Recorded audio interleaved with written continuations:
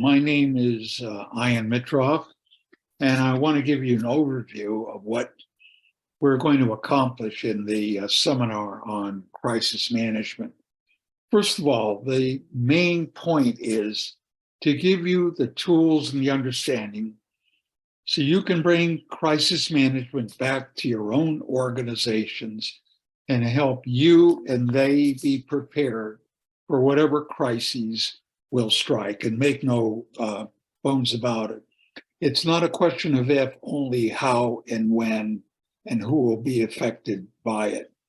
Now, ideally, crisis management is thinking the unthinkable and being prepared for it. And one of the things to say is that no crisis is ever a single crisis. It's part and parcel of a whole bundle of crises. So if you're prepared for one and only one, you're not prepared. The essence of crisis management is to be proactive, because being reactive when a crisis happens makes it worse. So crisis management involves the before, during, and after phases of a crisis. The before is going through worst case scenarios. What are the worst things going to, and what are the signals that the worst is about to happen?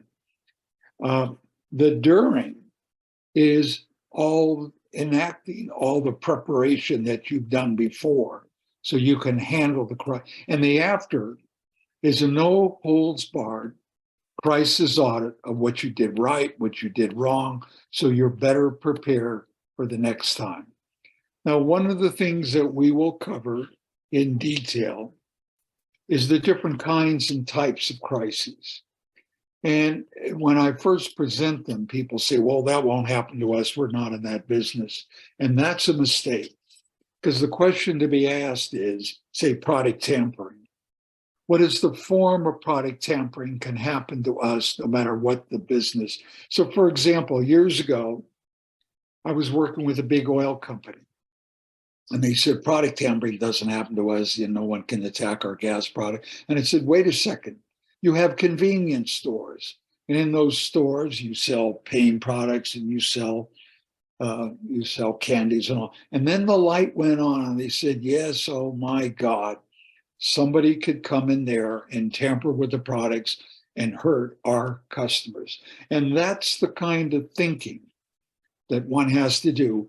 Now, key to crisis management is systems thinking, the ability to think expansively and think systemically, how all the different parts of an organization could be affected, and conversely, how all the different functions of an organization help one be prepared.